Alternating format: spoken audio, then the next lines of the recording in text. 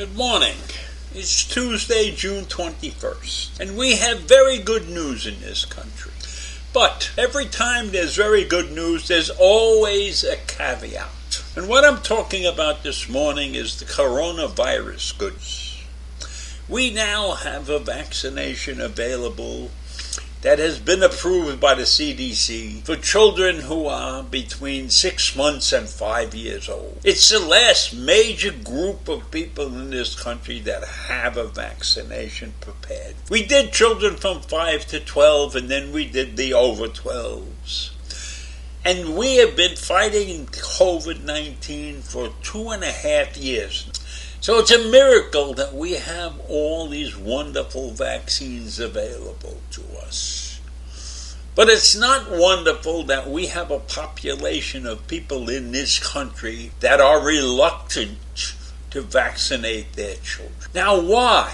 Why would any parent object to having their child vaccinated against a life-threatening disease? I can't answer that question.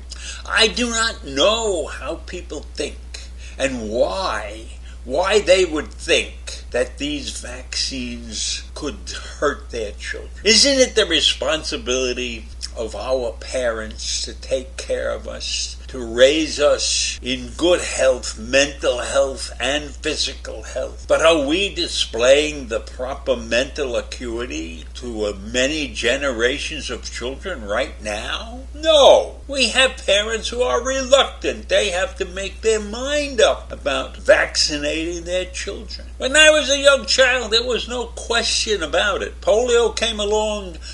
We got a vaccination. You couldn't even get into school without being properly vaccinated. So why? Why are these same parents who grew up under those rules reluctant to have their children vaccinated? Were they terrified of being vaccinated as a child? I think not. I don't understand it, and I never will. So vaccinations are supposed to start on Tuesday in some places. But health officials are now have to contend with the large number of parents who remain reluctant to quickly vaccinate. Quickly vaccinate, right? Just 18% of the parents with children under 5 said they would vaccinate their child against COVID-19 as soon as the vaccination became available. That was a survey in April. Now, I don't know if their minds have changed in any way, shape, or form.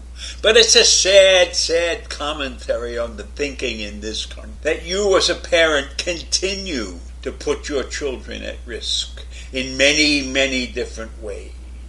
You go crazy in front of schools when something happens. But now, when the CDC has done everything possible to prepare a vaccination for your children, you are reluctant to take that step. 40% of you are reluctant to take that step. Are you going to wait for the child to get sick before you vaccinate? Is that what's in the back of your minds, that you're not convinced that these vaccines really work? When it's been proven that people who are vaccinated don't end up in the hospital as much as those who are unvaccinated. It's the unvaccinated that are continuing to keep this country on the edge of coronavirus here. So you, as parents, contribute to the morass that we're in because you're reluctant to take a step forward. But you're not reluctant to argue about what's being taught in the schools. You object to certain forms of education when any kind of education is important. And you think that your little minds that you control are going to get warped. But that's not the case. Kids are responsive. Kids are resilient. Kids are not such weak creatures that we attempt to make them out to be in certain cases. So why? Why is there an objection to finishing off the vaccine situation? I doubt that any of the 40% who are reluctant really have a good reason, a scientific reason,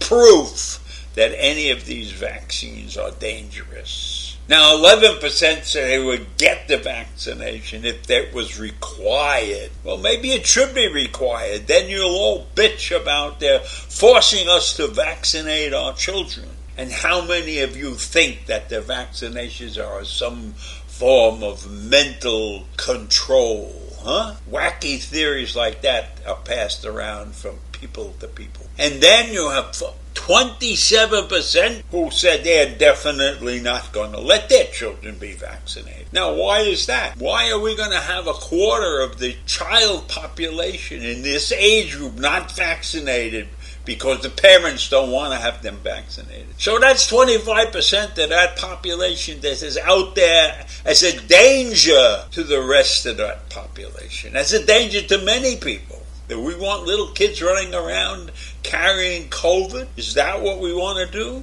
Is that how we intend to spend our time? And I'm willing to bet when that kid gets sick, you'll be rushing to the hospital there with the doctor and you'll be going crazy.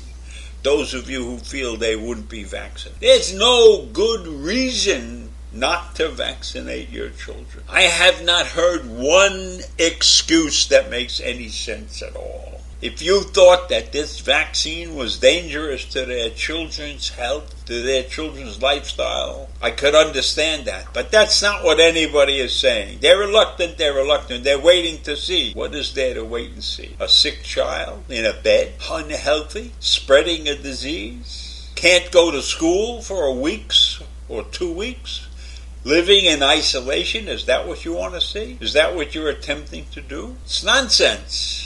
So I say again, every time there's good news, there's a full pot of bad news that goes with it. It's a disgrace that we have people in this country who are not willing to take a step forward. And that's what we need. Steps in the right direction to get rid of this virus once and for all. Even though that may be a very difficult task.